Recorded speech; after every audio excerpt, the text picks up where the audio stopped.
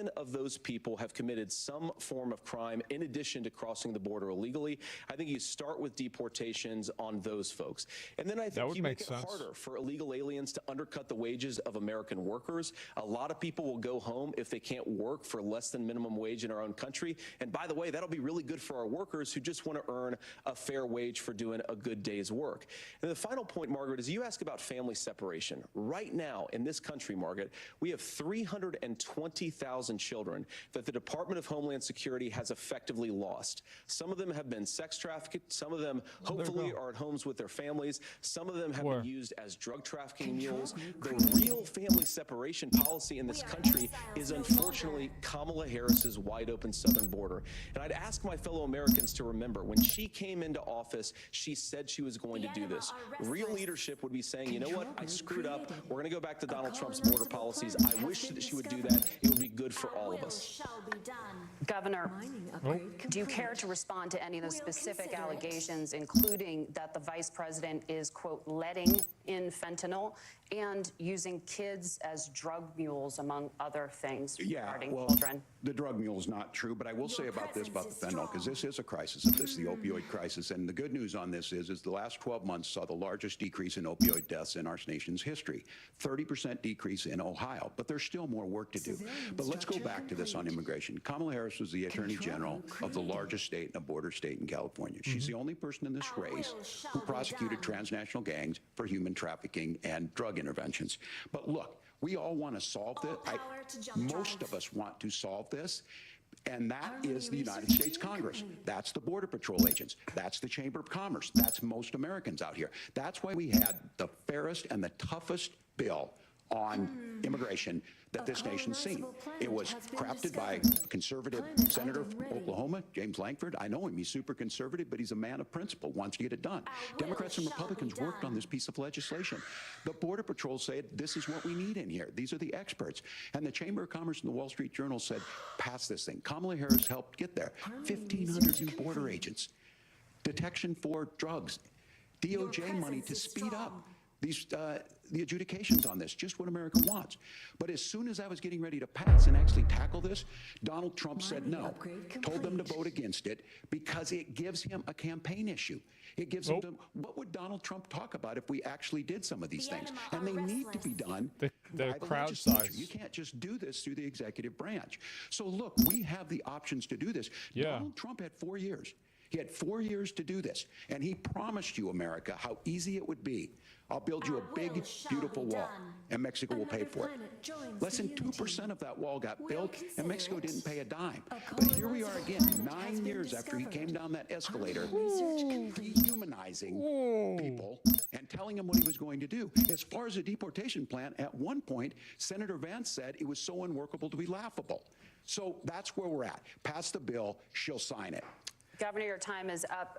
Senator, the question was, will you separate parents from their children, even if their kids are U.S. citizens? You have 1 minute. Margaret, my point is that we already have massive child separations thanks to Kamala Harris's open border. And I didn't accuse Kamala Harris of inviting drug mules. I said that she enabled the Mexican drug cartels to operate freely in this country, and we know that they use children as drug mules, and it is a disgrace, and it has to stop. Look, I think what Tim said just doesn't pass the smell test. For 3 years, Kamala Harris went out bragging that she was going to undo Donald Trump's border policy. She did exactly that. We had a record number of illegal crossings. We had a record number of fentanyl coming into our country, and now that she's running for president, or a few months before, she says that somehow she got religion and cared a lot about a piece of legislation. The only thing that she did when she became the vice president, when she became the appointed border czar, was to undo 94 Donald Trump executive actions that opened the border. This problem is leading to massive problems in the United States of America. Parents who can't afford health care, schools that are overwhelmed. It's got to stop, and it will when Donald Trump is president again. Senator, your time is up. Governor, what about our CBS News polling, which does show that a majority of Americans, more than 50%, support mass deportations? Look, that's a lot. Fix this issue with a bill that Get them out. The issue on this is what happens when you don't want to solve it. You demonize it. And we saw this, and Senator Vance, it surprises me on this, talking about and saying, I will create stories to bring attention to this. That vilified a large number of people who were here This is a good legally point. in the community of Springfield. Yeah. The Republican It's a governor good argument. said, it's not true, don't do it. There's consequences for this. There's consequences. We could come together. Senator Langford did it. We could come together and solve this if we didn't let Donald Trump continue to make it an issue. And the consequences in Springfield were the governor had to send state law enforcement to escort kindergartners to school. I believe Senator Vance wants to solve this, but by standing with Donald Trump and not working together to find a solution, it becomes a talking point. And when it becomes a talking point like this, we dehumanize and villainize other human beings. Tim, Governor, your time is up. Senator, I'll give you 1 minute, but let me just ask you the question first. The governor has made the point, and I think as a sitting lawmaker, you know that Congress controls the purse strings and any funding. So you have said repeatedly that Donald Trump would, through executive action, solve this. Do you disagree that Congress controls the purse strings and would need to support many of the changes that you would actually want to implement? You have 1 minute. Look, Margaret, first of all, the gross majority of what we need to do at the southern border is just empowering law enforcement to do their job. I've been to the southern border more than our borders are. Kamala Harris has been, and it's actually heartbreaking because the Border Patrol agents, they just want to be empowered to do their job. Of course, additional resources would help, but most of this is about the president and the vice president empowering our law enforcement to say, if you try to come across the border illegally, you've got to stay in Mexico, you've got to go back through proper channels. Now, Governor Walz brought up the community of Springfield, and he's very worried about the things that I've said in Springfield. Look, The cats in and Springfield, dogs. Ohio, and in communities all across this country, you've got schools that are overwhelmed, you've got hospitals that are overwhelmed, you've got housing that What is about totally veterinary? unaffordable because we brought in millions of illegal immigrants to compete with Americans for scarce homes. The people that I'm most worried about in Springfield, Ohio, are the American citizens who have had their lives destroyed by Kamala Harris's open border. It is a disgrace, Tim. And I actually think, I agree with you. I think you want to solve this problem, but I don't think that Kamala Harris does. Senator, your time is up. Governor, you have 1 minute to respond. Yeah, well, it is law enforcement that asked for the bill. They helped craft it. They're the ones that supported it. That's because they know we need to do this. Look, this issue of continuing to bring this up, of not dealing with it, of blaming migrants for everything. On housing, we could talk a little bit about Wall Street speculators buying up housing and making it less affordable. But it becomes a blame. Look, this bill also gives the money necessary to adjudicate. I agree. It should not take 7 years for an asylum claim to be done. This bill gets it done in 90 days. Then you start to make a difference in this, and you start to adhere to what we know, American principles. Look, I don't talk about my faith a lot, but Matthew 25:40 talks about, to the least amongst us you do unto me. I think that's true of most Americans. Well, they're not They us. simply want order to it. This That's bill the problem. does it. It's funded, it's supported by the people who do it, and it lets us keep our dignity about how we treat other people. Thank you, Governor. And just to clarify for our viewers, Springfield, Ohio does have a large number of Haitian migrants who have legal status, temporary protected status. Nora? Thank you. Senator, we have so much to get to. Margaret, I think it's important We're because going to turn out of the economy. Thank Margaret, you. the rules were that The you guys weren't economy, going to we're- fact check, and since you're fact checking me, I think it's important to say what's actually going on. So there's an application called the they CBP tried. One app, where you can go on as an illegal migrant, apply for asylum or apply for parole, and be granted legal status the wave of a Kamala Harris open border wand. That is not a person coming in, applying for a green card and waiting for 10 years. That is the facilitation of illegal immigration, Margaret, by our own Thank you, Senator, for leadership. describing the legal process. We have so much to get to, Senator. Those We have laws so have been on much. the books since 1990. Thank you, gentlemen. The We want to CBP One have, app has not been on the books since 1990. It's something that Kamala Harris created, Margaret. gentlemen, the audience can't hear you because your mics are Yeah, they hot. can. We have so much we want to get to. Thank you for explaining the legal process. Yeah, they can. Nora? Thank you, Margaret. The economy is a top concern for voters. Each of your campaigns has released an economic plan, so let's talk about the specifics. Governor Walz, Vice President Harris unveiled a plan that includes billions in tax credits for manufacturing, housing, and a renewed child tax credit. The Wharton School says your proposals will increase the nation's deficit by $1.2 trillion. That's a How lot. would you pay for that without ballooning the deficit? Governor, I'll give you 2 minutes. Yeah, thank you. And Kamala Harris and I do believe in the middle class because that's where we come from. We both grew up in that. We understand. So those of you out there listening tonight, you're hearing a lot of stuff back and forth, and it's good. It's healthy. That's what this is supposed to happen. You should be listening. How's this going to impact me? The bold forward plan that Kamala Harris put out there is talking about this housing issue.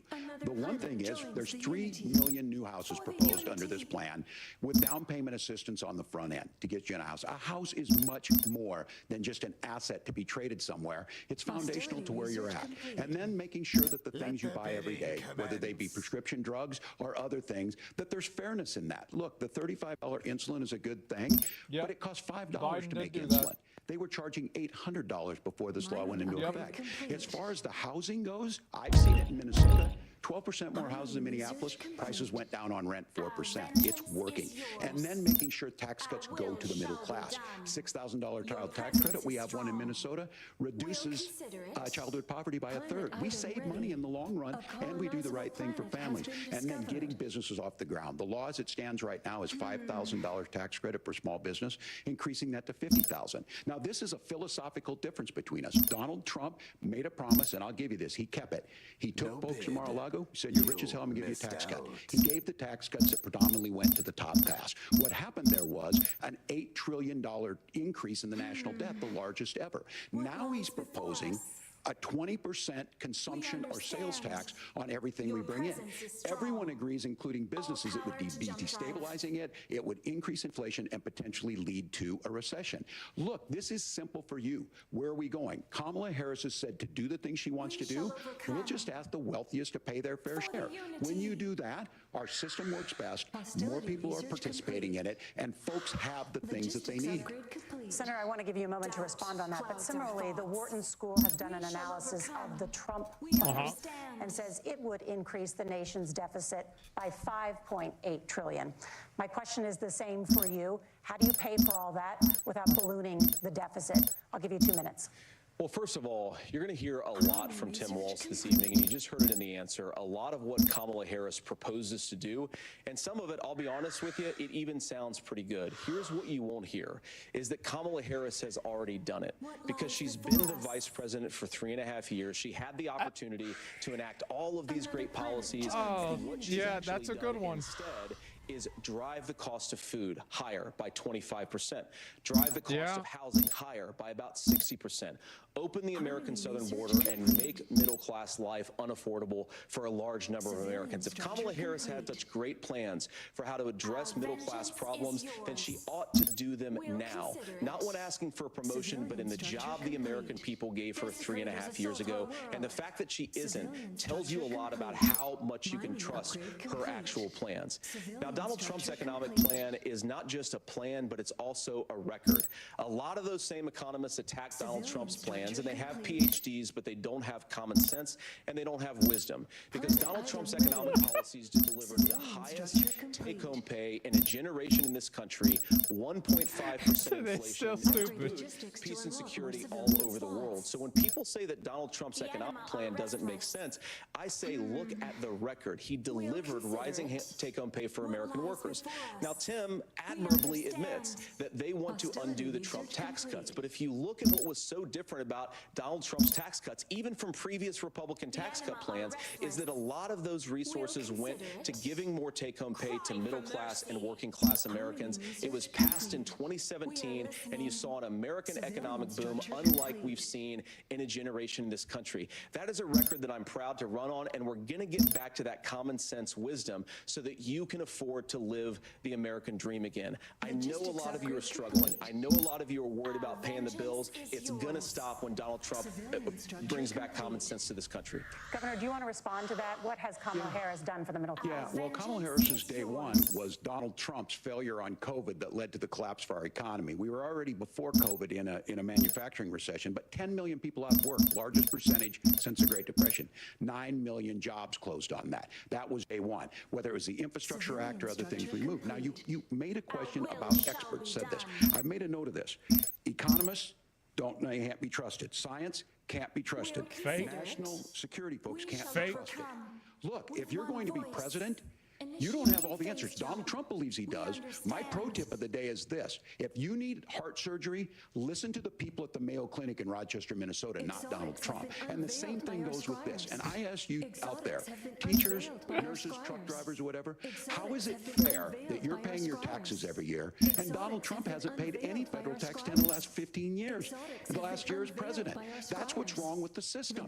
There's a way around it, and he's bragged about that. We're just asking for fairness in it, and that's all you want. You have a minute. Governor, you say trust the experts, but those same experts for 40 years said that if we shift our manufacturing base off to China, we get cheaper goods. They lied about that. They said if we shift our industrial base off to other countries, to Mexico and elsewhere, it would make the middle class stronger. They were wrong about that. They were wrong about the idea that if we made America less self-reliant, less productive in our own nation, that it would somehow make us better off, and they were wrong about it. And for the first time in a generation, Donald Trump had the wisdom and the courage to say to that bipartisan consensus, we're not doing it anymore. We're bringing American manufacturing back. We're unleashing American energy. We're going to make more of our own stuff. And this isn't just an economic issue. But I've got three beautiful little kids at home, 7, 4, and 2, and I love them very much, and I hope they're in bed right now. But look, so many of the drugs, the pharmaceuticals that we put in the bodies of our children are manufactured by nations that hate us. This has to stop, and we're not going to stop it by listening to experts. We're going to stop it by listening to common sense wisdom, which is what Donald Trump governed on. Senator, your time is up. Governor Walz, can you address that? I mean, voters say they trust Donald Trump on the economy more. Why? If you're listening tonight and you want billionaires to get tax cuts, you heard what the numbers were.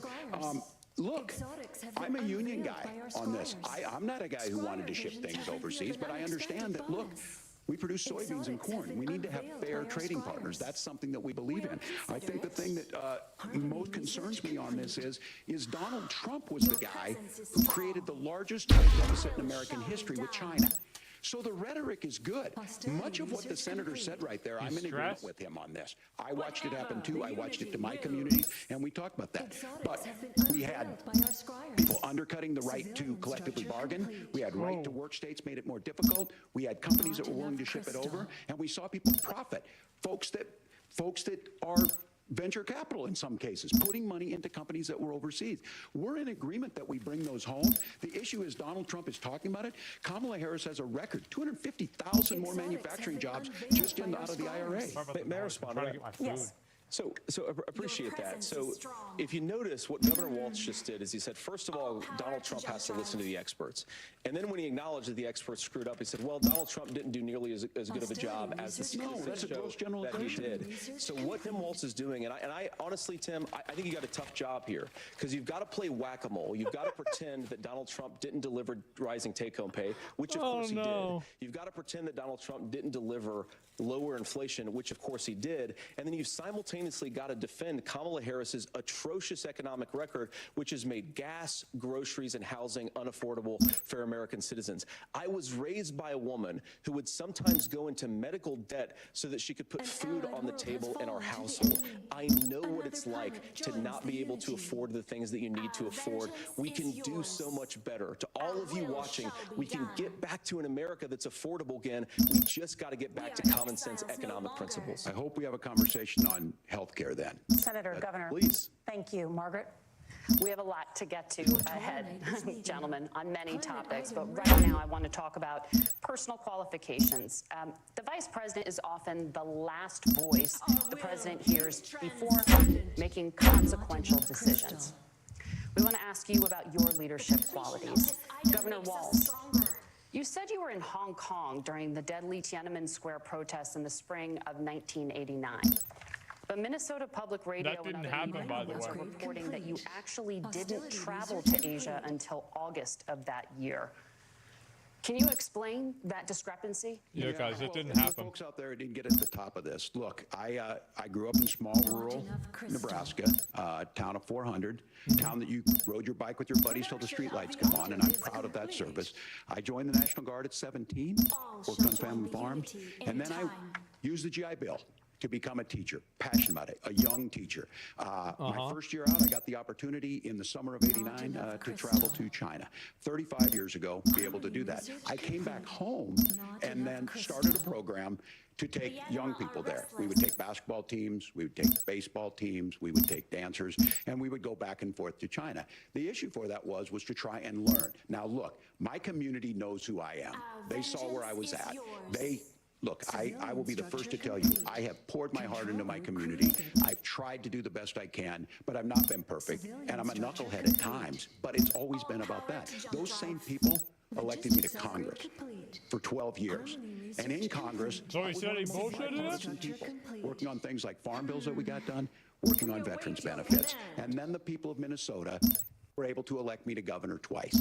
So look, my commitment has been from the beginning to make sure that I'm there for the people, to make sure that I get this right. I will say more than anything, many times I will talk a lot, I will get caught up in the rhetoric, but being there, the impact it made, the difference it made in my life, I learned a lot about China. I hear the critiques of this. I would make the case that Donald Trump should have come on one of those trips with us. I guarantee you he wouldn't be praising Xi Jinping about COVID, and I guarantee you he wouldn't start a trade war that he ends up losing. So this is about trying to understand the world. It's about trying to do the best you can for your community, and then putting yourself out there and letting your folks understand what it is. My commitment, whether it be through teaching, which I was good at, or whether it was being a good soldier or was being a good member of Congress, those are the things that I think are the values that people care about.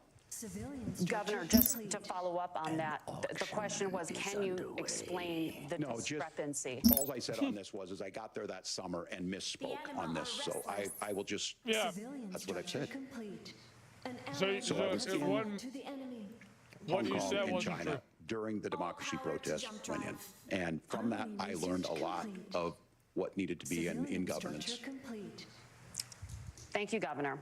Senator Vance, in 2016, you called your running mate Donald Trump unfit for the nation's highest office. You said he could be America's Hitler. And you've said, you've been asked many times, and you've said you regret those comments and explained you then voted for Donald Trump in 2020. But the Washington Post reported new messages last week in which you also disparaged Trump's economic record while he was president, writing to someone in 2020, quote, Trump thoroughly failed to deliver his economic populism. You're now his running mate, and you've shifted many of your policy stances to align with his. If you become vice president, why should Americans trust that you will give Donald Trump the advice he needs to hear, and not just the advice he wants to hear? You have 2 minutes. Well, first of all, Margaret, because I've always been open, and sometimes, of course, I've disagreed with the president, but I've also been extremely open about the fact that I was wrong about Donald Trump. I was wrong, first of all, because I believed some of the media stories that turned out to be dishonest fabrications of his record, but most importantly, Donald Trump delivered for the American people. Rising wages, rising take-home pay, an economy that worked for normal Americans, a secure southern border, a lot of things, frankly, that I didn't think he'd be able to deliver on. And yeah, when you screw up, when you misspeak, when you get something wrong and you change your mind, you ought to be honest with the American people about it. It's one of the reasons, Margaret, why I've done so many interviews is because I think it's important to actually explain to the American people where I come down on the issues and what changed. Now, you pointed out to messages from 2020. Margaret, I've been extremely consistent that I think there were a lot of things that we could have done better in the Trump administration the first round if Congress was doing its job. I strongly believe, and I've been a United States Senator, that Congress is not just a high-class debating society. It's not just a forum for senators and congressmen to whine about problems. It's a forum to govern. So there were a lot of things on the border, on tariffs, for example, where I think that we could have done so much more if the Republican Congress and the Democrats in Congress had been a little bit better about how they govern the country. They were so obsessed with impeaching Donald Trump, they couldn't actually govern. And I want to talk about this tariff issue in particular, Margaret, because Tim just accused this of being a national sales tax. Look, the one thing, and you're probably surprised to hear me praising Joe Biden, but the one thing that Joe Biden did is he continued some of the Trump tariffs that protected American manufacturing jobs. And it's the one issue, the most pro-worker part of the Biden administration, it's the one issue where Kamala Harris has run away from Joe Biden's record. Think about this. If you're trying to employ slave laborers in China at $3 a day, you're going to do that and undercut the wages of American workers unless our country stands up for itself and says, you're not accessing our markets unless you're paying middle-class Americans a fair wage. Senator, your time is up. Nora? Oh, shit. Now to the issue of reproductive rights. Governor Walz, after Roe versus Wade was overturned, you signed a bill into law that made Minnesota one of the least restrictive states in the nation when it comes to abortion. Former President Trump said in the last debate that you believe abortion, quote, in the 9th month is absolutely fine. Yes or no? Is that what you support? I'll give you 2 minutes. That's not what the bill says, but look, this issue is what's on everyone's mind. Donald Trump put this all into motion. He brags about how great it was that he put the judges in and overturned Roe versus Wade, 52 years of personal autonomy. And then he tells us, oh, we send it to the states. It's a beautiful thing. Amanda Zaworski would disagree with you on it's a beautiful thing. A young bride in Texas waiting for their child at 18 weeks. She has a complication, a tear in the membrane. She needs to go in. The medical care at that point needs to be decided by the doctor. And that would have been an abortion. But in Texas, that would have put them in legal jeopardy. She went home, got sepsis, nearly dies, and now she may have difficulty having children. Or I agree in with Tim Kentucky, Wolf on this, by the way. Hadley Duvall, a 12-year-old child raped and impregnated by her stepfather. Those are horrific. Now, when God asked about that, Senator Vance said 2 wrongs don't make a right. There is no right in this. So in Minnesota, what we did was restore Roe versus Wade. We made sure that we put women in charge of their health care. But look, this is not where, if you don't know Amanda or a Hadley, you soon will. Their Project 2025 is going to have a registry of pregnancies. It's going to make it more difficult, if not impossible, to get contraception and limit access, if not eliminate access to infertility treatments. For so many of you out there listening, included, infertility treatments are why I have a child. That's nobody else's business. But those things are being proposed. And the catch-all on this is, well, the states will decide what's right for Texas might not be right for Washington. That's not how this works. This is basic human right. We have seen maternal mortality skyrocket in Texas, outpacing many other countries in the world. That's bad. This is about health care. In Minnesota, we are ranked first in health care for a reason. We trust women. We trust doctors. Senator, do you want to respond to the That's a great answer. Will you create a federal pregnancy monitoring agency? No, Nora, certainly we won't. And I want to talk about this issue because I know a lot of Americans care about it, and I know a lot of Americans don't agree with everything that I've ever said on this topic. And, you know, I grew up in a working-class family in a neighborhood where I knew a lot of young women who had unplanned pregnancies and decided to terminate those pregnancies because they feel like they didn't have any other options. And, you know, one of them is actually very dear to me. And I know she's watching tonight, and I love you. And she told me something a couple years ago that she felt like if she hadn't had that abortion, that it would have destroyed her life because she was in an abusive relationship. And I think that what I take from that as a Republican who proudly wants to protect innocent life in this country, who proudly wants to protect the vulnerable, is that my party, we've got to do so much better of a job at earning the American people's trust back on this issue where they frankly just don't trust us. And I think that's one of the things that Donald Trump and I are endeavoring to do. I want us as a Republican Party to be pro-family in the fullest sense of the word. I want us to support fertility treatments. I want us to make it easier for moms to afford to have babies. I want it to make it easier for young families to afford a home so they can afford a place to raise that family. And I think there's so much that we can do on the public policy front just to give women more options. Now, of course, Donald Trump has been very clear that on the abortion policy specifically, that we have a big country and it's diverse. And California has a different viewpoint on this than Georgia. Georgia has a different viewpoint from Arizona. And the proper way to handle this, as messy as democracy sometimes is to let voters make these decisions, let the individual states make their abortion policy. And I think that's what makes the most sense in a very big, a very diverse, and let's be honest, sometimes a very, very messy and divided country. Governor, would you like to respond and also answer the question about pretty good answer. Honestly, it's a pretty good answer. The question got asked, and Donald Trump made the accusation that wasn't true about Minnesota. Well, let me tell you about this idea that there's diverse states. There's a young woman named Amber Thurman. She happened to be in Georgia, a restricted state. Because of that, she had to travel a long distance to North Carolina to try and get her care. Amber Thurman died in that journey back and forth. The fact of the matter is, how can we as a nation say that your life and your rights, as basic as the right to control your own body, is determined on geography? There's a very real chance, had Amber Thurman lived in Minnesota, she would be alive today. That's why the restoration of Roe versus Wade. When you listen to Vice President Harris talk about this subject and you hear me talk about it, you hear us talking exactly the same. Donald Trump is trying to figure out how to get the political right of this. It's not, and that's the problem. Governor, your time is up. Senator, let me ask you about that. He mentioned, it was, I think, referring to a national ban. In the past, you have supported a federal ban on abortion after 15 weeks. In fact, you said if someone can't support legislation like that, quote, you are making the United States the most barbaric pro-abortion regime anywhere in the entire world. My question is, why have you changed your position? Well, Nora, first of all, I never supported a national ban. I did, when I was running for Senate in 2022, talk about setting some minimum national standard. For example, we have a partial birth abortion ban in place in this country at the federal level. I don't think anybody's trying to get rid of that, or at least I hope not, though I know that Democrats have taken a very radical pro-abortion stance. But Nora, you know, one of the things that changed is in the state of Ohio, we had a referendum in 2023, and the people of Ohio voted overwhelmingly, by the way, against my position.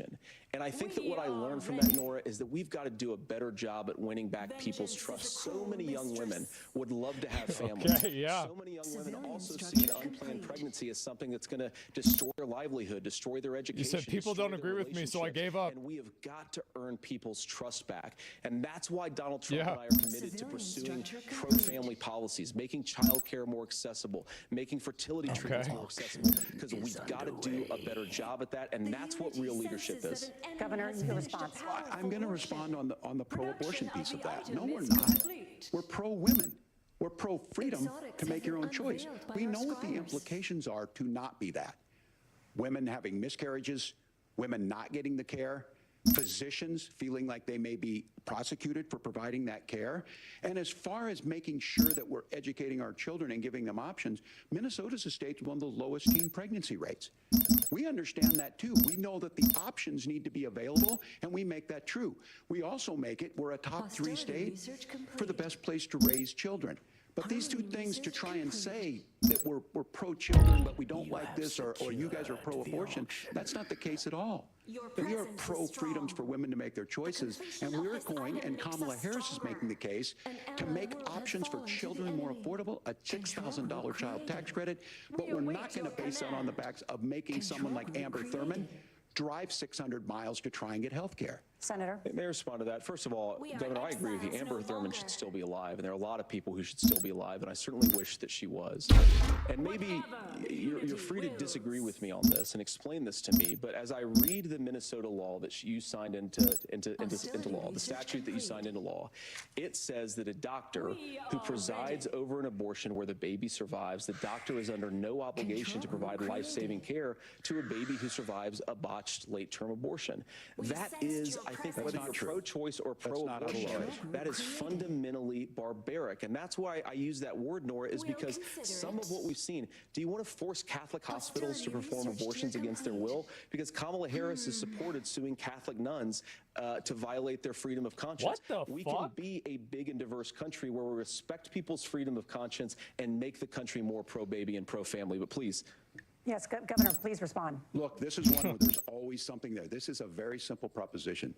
These are women's decisions to make about their health care decisions, and the physicians who know best when they need to do this. Trying to distort the way a law is written to try and make a point, that's not it at all. What was I wrong about, Governor? Please tell me, what was I wrong about? That's what I say. Look, I've given But this, how? I've given this advice on a lot of things, that getting involved, getting engaged, that's been miswritten. It was fact-checked Oh, at the last shit. debate.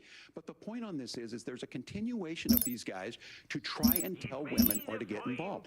I use this line on this, just mind your own business on this. Things worked best when Roe versus Wade was in place.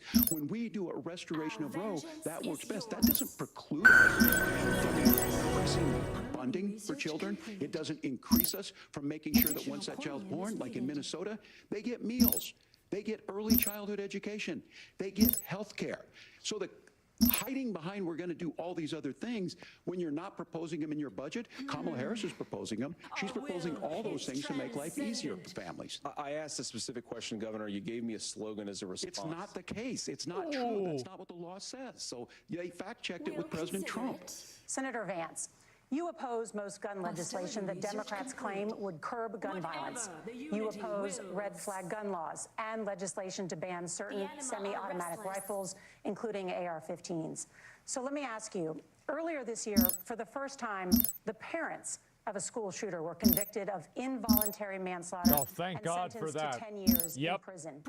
Do you think holding parents responsible could curb mass shootings? I'll give you 2 minutes. Yeah, well, Nora, on that particular case, I don't know the full details, but I certainly trust local law enforcement and local authorities to make those decisions. Yeah, I think they made the right call. The answer is going to be yes, and in some cases the answer is going to be no.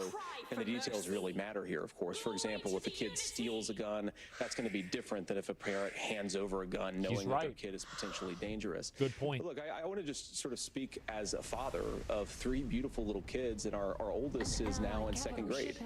And like a lot of parents, we send our kids to school with Kevlar such backpack. hope and such joy and such pride at their little faces on the first day of school. And we know, unfortunately, that a lot of kids are going to experience this terrible epidemic of gun violence. And of course, our hearts go out to the families that are affected by this terrible stuff. And we do have to do better.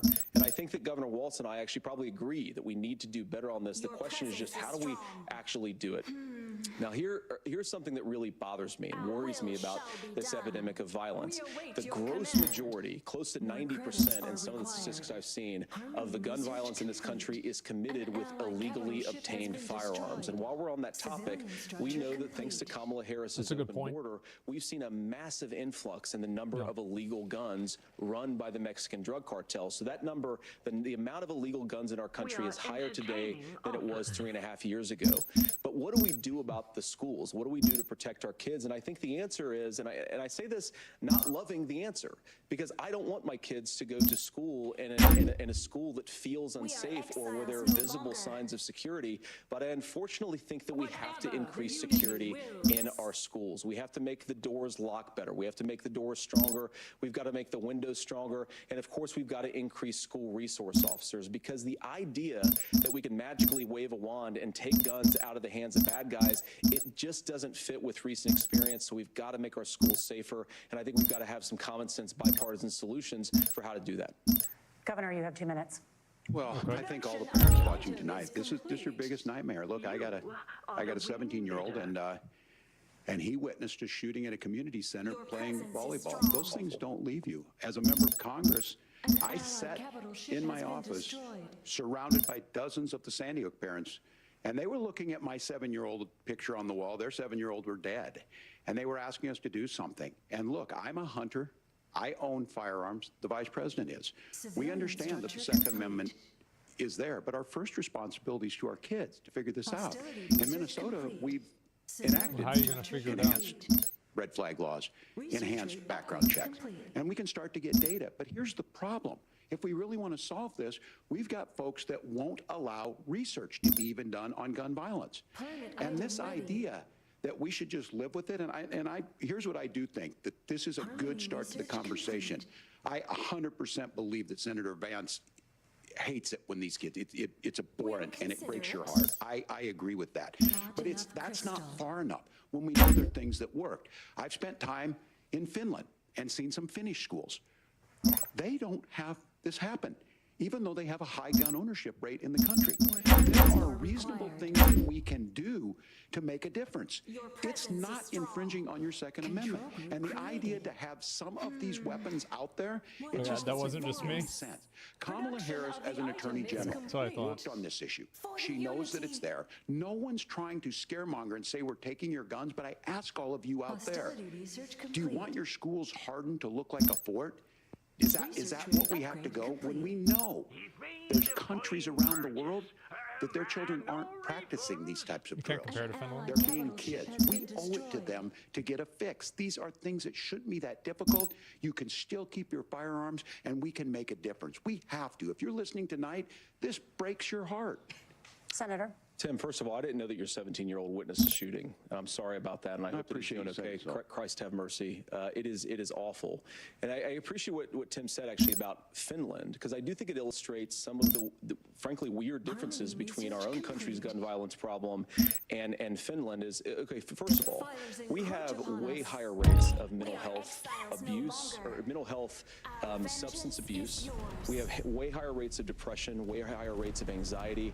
We, unfortunately, have a mental health crisis in this country that I really do think that we need to get. You see this on Twitter. Because I don't think it's the whole reason why we have such a bad gun violence problem, but I do think it's a big piece of it.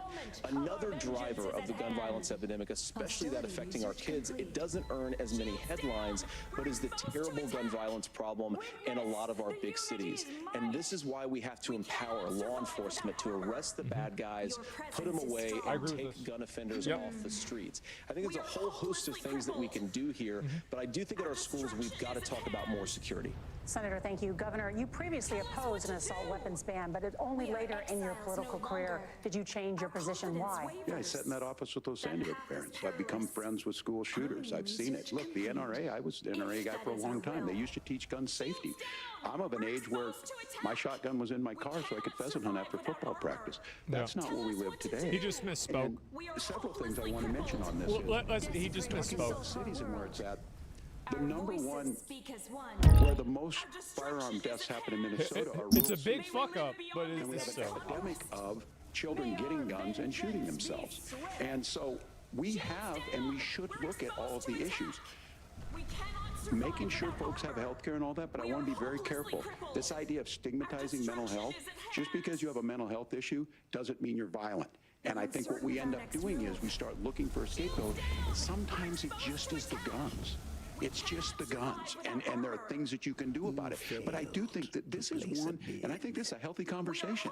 I think there's a capacity to find solutions on this that work, protect Second Amendment, protect our children. That's our priority. Gentlemen, thank you. Margaret? Thank you, Nora. Let's turn now to the top contributor to inflation, the high cost of housing and rent. There's a shortage of more than 4 million homes in the United States, and that contributes to the high housing prices.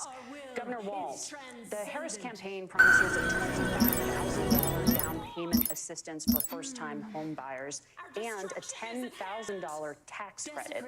They also promise to build 3 million new homes. Where are you building these homes, and won't handing out that kind of money just drive up prices higher? No, it's not handing out. We have, first, let me say this issue of housing, and I think those of you listening on this, the problem we've had is that we've got a lot of folks that see housing as another commodity. It can be bought up, it can be shifted, it can be moved around. Those are not folks living in those houses. Those of you listening tonight, that house is a big deal. I bought and owned one house in my life.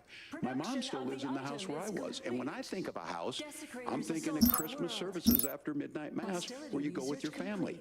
We need to make it more affordable. And one of the things, as I said, this program that the Vice President is pushing forward and bringing a new way of approaching this is something we're doing in Minnesota from that lead. We in the state invested in making sure our housing was the biggest investment that we'd ever made in housing. It starts to make it easier. We cut some of the red tape. Local folks, look, we can't do it at the federal level, but local folks make it easier to build those homes. And then that down payment assistance. I can tell all of you out there, one of the, certainly for me, using the GI Bill was one thing, but a veteran's home loan, the big thing about a veteran's home loan is you don't have to pay the down payment. Those are things that make it there. Now, look, you're going to pay it back. I didn't even know you're that. going to pay your mortgage. Those are things that we know in the long run, the appreciated value, the generational wealth that's created from it. And I will give Minneapolis an example. Minneapolis is the one city where we've seen the lowest inflation rates. We've seen a 12% increase in stock because we've put some of these things in, and we're implementing a state program to make sure we give some of that down payment assistance. We get it back from people because here's what we know. People with stable housing end up with stable jobs. People with stable housing have their kids able to get to school. All of those things in the long run end up saving our money. And that's the thing that I think we should be able to find. This is a good point he's making here. But we can't blame immigrants for the only reason. That's not the case that's happening in many cities.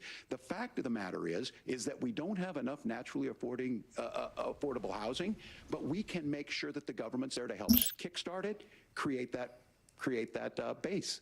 Governor, your time is up. Senator Vance, as far Time as is your up. campaign's position, the promise is to seize federal lands to build homes, remove regulation, provide tax breaks, and cut back on immigration, which you say pushes up prices.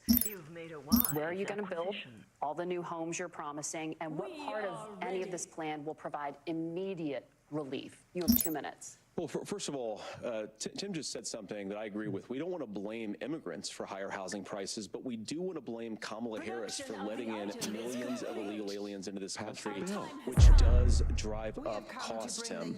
25 million illegal aliens competing with Americans for scarce homes is one of the most significant drivers of home prices in the country. Why we have massive increases in home prices that have happened right alongside massive increases in illegal alien populations under Kamala Harris's leadership. Now, Tim just mentioned a bunch of ideas. Now, some of those ideas I actually think are halfway decent, and some of them I disagree with. But the most important thing here is Kamala Harris is not running as a newcomer to politics. She is the sitting vice president. If she wants to enact all of these policies to make housing more affordable, I invite her to use the office that the American people already gave her, not sit around and campaign and do nothing while Americans find the American dream of homeownership completely unaffordable. Now, you asked, Margaret, what would immediately change the equation for American citizens if you lower energy prices? As Donald Trump says, drill, baby, drill. One of the biggest drivers of housing costs, aside from illegal immigration, is, think about it. If a truck driver's paying 40% more for diesel, then the lumber he's delivering to the job site to build the house is also going to become a lot more expensive. If we open up American energy, you will get immediate pricing relief for American citizens, not, by the way, just in housing, but in a whole host of other economic goods, too. Senator Vance, you still have 23 seconds there. Do you want to answer? Can I have it? Where? Yeah. Governor, we will get to you in a moment. But Senator, where are you going to seize the federal lands? Can you clarify? Well, what Donald Trump has said is we have a lot of federal lands that aren't being used for anything. They're not being used for national park. They're not being used, and they could be places where we build a lot of housing. And I do think that we should be opening up building in this country. We have a lot of land that could be used. We have a lot of Americans that need homes. We should be kicking out illegal immigrants who are competing for those homes, and we should be building more homes for the American citizens who deserve to be here. Senator, your time is up. Governor, I do want to let you respond to the allegation that the vice president is letting in Of course, it's not true. And again, you have the facts. I guess we agreed not to fact check. I'll check it. That, look, crossings are down compared to when Donald Trump left office. But it's, again, blaming and not trying to find a solution. I was going to ask, though, on this question, are we going to drill and build houses in the same federal land? And I think when people hear federal lands, these are really important pieces of land.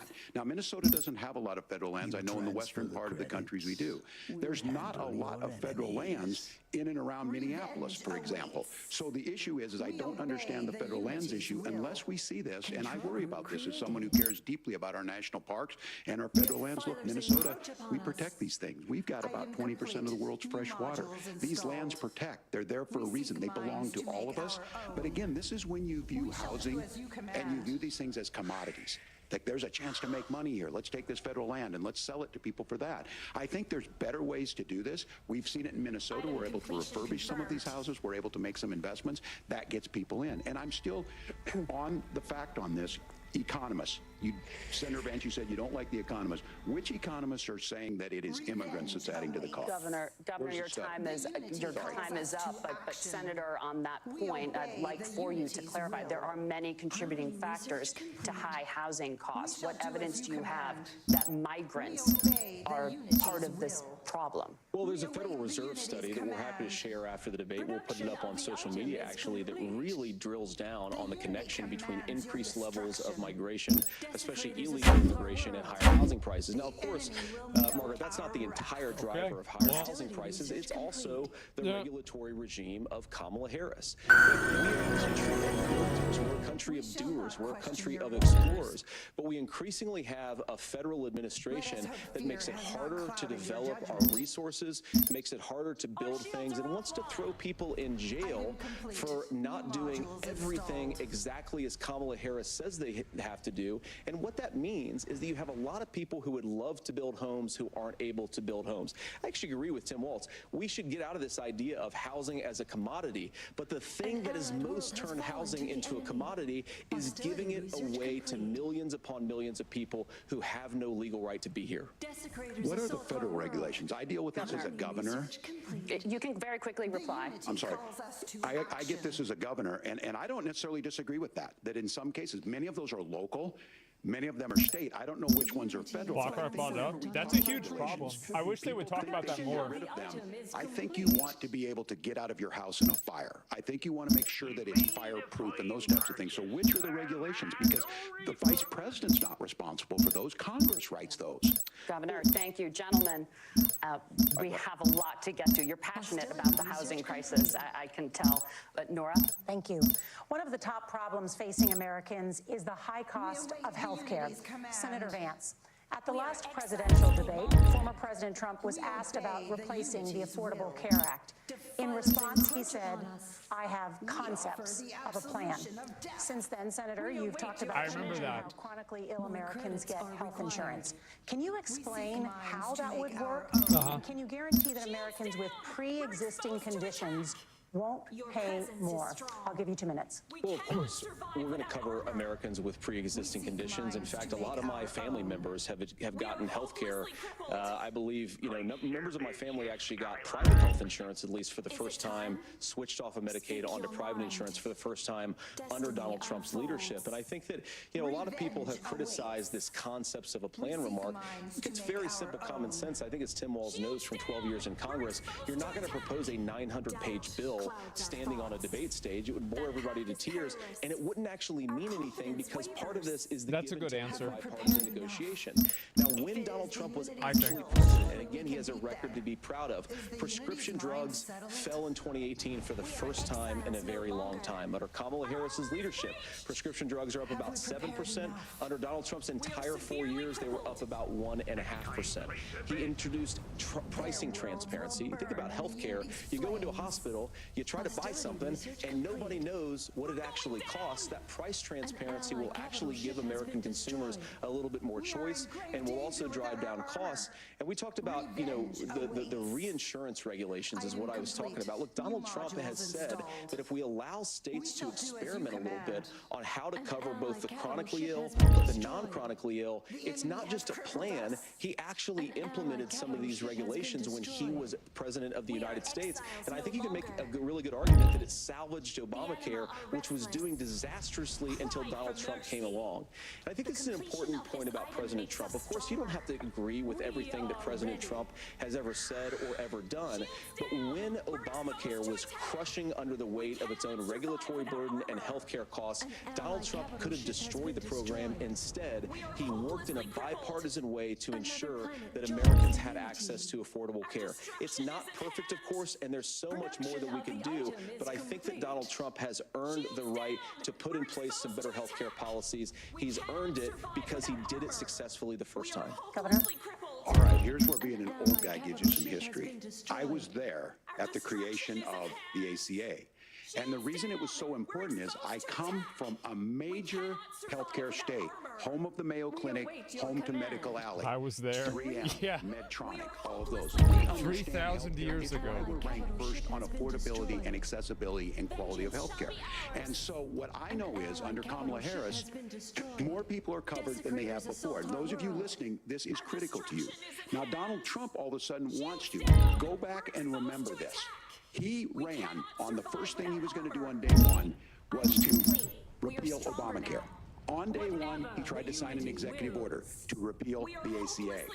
He signed on to a lawsuit to repeal the ACA, but lost at the Supreme Court. And he would have repealed the ACA had it not been for the courage of John McCain to save that bill. Now, fast forward, what that means to you is You was like one of lose his your last pre-existing votes. conditions. If you're sitting at home and you got asthma, too bad. If you're a woman, probably not. Broke your foot during football, might kick you out. Your kids get kicked out when they're 26. Kamala Harris negotiated drug prices for the first time with Medicare. We have 10 drugs that will come online, the most common ones that'll be there. But look, this issue, and when Donald Trump said, I've got a concept of a plan, it cracked me up as a fourth grade teacher because my kids would have never given me that. But what Senator Vance just explained might be worse than a concept, because what he explained is pre-Obamacare. And I'll make this as simple as possible because I have done this for a long time. What they're saying is, if you're healthy, why should you be paying more? So what they're going to do is let insurance companies pick who they insure, because guess what happens? You pay your premium, it's not much. They figure they're not going to have to pay out to you. But those of you a little older, gray, got cancer, you're going to get kicked out of it. That's why the system didn't work. Kamala Harris will protect and enhance the ACA. Governor, thank you. Senator, you have not yet explained how you would protect people with pre-existing conditions or laid out that plan. Well, we currently have laws and regulations in place right now that protect people with pre-existing conditions. We want to keep those regulations in place, but we also want to make the health insurance marketplace function a little bit better. Now, what Governor Walz just said is actually not true. A lot of what happened, and the reason that Obamacare was crushing under its own weight, is that a lot of young and healthy people were leaving the exchanges. Donald Trump actually helped address that problem, and he did so in a way that preserved people's access to coverage who had pre-existing conditions. But again, something that these guys do is they make a lot of claims about if Donald Trump becomes president, all of these terrible consequences are going to ensue. But in reality, Donald Trump was president, inflation was low, take-home pay was higher, and he saved the very program from a Democratic administration that was collapsing and would have collapsed absent his leadership. He did his job, which is govern in a bipartisan way and get results, not just complain about problems, but actually solve them. Governor, did enrollment under the Affordable Care Act go up under the Trump administration? It's higher now that we've seen it go up. Look, people are using it. The system works. It's not that. That's not what they asked. About this, of young people, whatever. That's the individual mandate piece of this. And Republicans fought tooth and nail, saying, "Well, Americans should be free to do this." Well, then what happens? So you think the individual mandate's a good idea? I think the idea of making sure the risk pool is broad enough to cover everyone, that's the only way insurance works. When it doesn't, it collapses. You are asking pre-ACA where we get people out. Look, people know that they need to be on health care. People expect it to be there. The mandate was the bad part. When we are able to make it, and we are making it this way, when we incentivize people to be in the market, when we help people who might not be able to afford it get there, and we make sure then, when you get sick and old, it's there for you. Because I hear people say, well, I don't want to buy into Medicare or whatever. Good luck buying health care once you get past 70. So look, the ACA works. We can continue to do better. Kamala Harris did that. The way she made everything better was negotiating those 10 drugs on Medicare for the first time in American history. Thank you. Margaret? Can I address that? I apologize. We're out of time. We have a number of subjects to discuss. Margaret? Let's talk about families in America. There is a child care crisis in this country, and the United States is one of the very few developed countries in the world without a national paid leave program for new parents. Governor Walz, you've said that if Democrats win both the White House and Congress, this is a day one priority for you. How long should employers be required to pay workers while they are home taking care of their newborns? That's a great You have question. 2 minutes. Yeah, well, that's negotiable, and that's what Congress worked. But here's what the deal is. Americans sitting out there right now, you may work for a big company. Look, we're home in Minnesota to some of the largest Fortune 500 companies. Kamala Harris knows that in California. Those companies provide paid family medical leave. One is, I think 18 they're years. moral, and they think it's a good thing, but it also keeps their employees healthy. We in Minnesota passed a paid family medical leave. You have a child, and I had to go back to work 5 days after my kids were born. This allows you to stay home a certain amount of time. What we know is that gets the child off to a better start, the family works better, we stay in their employers, we get more consistency in that. So Kamala Harris has made it a priority. We implemented it in Minnesota, and we see growth. That's how you become a pro-business state. But the negotiations on it, and here's the issue, those big companies are able to offer it. Those of you out there who don't have it, just imagine what happens if you get cancer or your child gets sick. We know what happens. You end up staying home. In some cases, that means no paycheck because you've got no protection on that. This is the case of an economy that Donald Trump has set for the wealthiest amongst us. He's willing to give those tax breaks to the wealthiest. He's willing to say, bust those unions up, do whatever. What we're saying is the economy works best when it works for all of us. And so a paid family medical leave program, and I will tell you, go to the families or go to the businesses and ask them. As far as childcare on this, you have to take it at both the supply and the demand side. You can't expect the most important people in our lives to take either our children or our parents to get paid the least amount of money. And we have to make it easier for folks to be able to get into that business and to make sure that folks are able to pay for that. We were able to do it in Minnesota, and I'm still telling you this. We were listed as the best state. We're still in crisis on this. A federal program of paid family and medical leave and help with this will enhance our workforce, enhance our families, and make it easier to have the children that you want. Governor, your time is up. Senator, do you support a national paid leave program? And if so, for how long should employers be mandated to pay their employees while they are home taking care of their newborn? They're not going to give an answer. Yeah, well, first of all, Margaret, a number of my Republican colleagues and some Democrats, too, have worked on this issue. And I think there is a bipartisan solution here because a lot of us care about this issue. I mean, look, I speak from this very personally because I'm married to a beautiful woman who's an incredible mother to our 3 beautiful kids, but is also a very, very brilliant corporate litigator. And I'm so proud of her. But being a working mom, even for somebody with all of the advantages of my wife, is extraordinarily difficult. And it's not just difficult from a policy perspective. She actually had access to paid family leave because she worked for a bigger company. But the cultural pressure on young families and especially young women, I think makes it really hard for people to choose the family model they want. A lot of young women would like to go back to work immediately. Some would like to spend a little time home with the kids. Some would like to spend longer at home with the kids. We should have a family care model that makes choice possible. And I think this is a very important substantive difference between Donald Trump and Kamala Harris's approach. I mean, look, if you look at the federal programs that we have that support paid family leave right now, the Community Development Block Grant, and there's another block grant program that spends a lot of money from the federal government. These programs only go to one kind of child care model. Let's say you'd like your church maybe to help you out with child care. Maybe you live in a rural area or an urban area and you'd like to get together with families in your neighborhood to provide child care in the way that makes the most sense. You don't get access to any of these federal monies. We want to promote choice in how we deliver family care and how we promote child care because, look, it is unacceptable. And, you know, of course, Sim and I have been on the campaign trail a lot the past 7 or 8 weeks. And one of the biggest complaints I hear from young families is people who feel like they don't have options, like they're choosing between going to work or taking care of for their kids. That is an incredible burden to put on American families. We're the only country that does it. I think we could do a heck of a lot better. Senator, thank you. You have also said, Senator Vance, many things about the American family. The Federal Reserve says parents will spend nearly as much on child care as they do on housing each month. So I want to get your thoughts on this. That's a lot of money. Recently said, as much as child care is talked about as being expensive, it's relatively speaking not very expensive compared to the kinds of numbers we'll be taking in.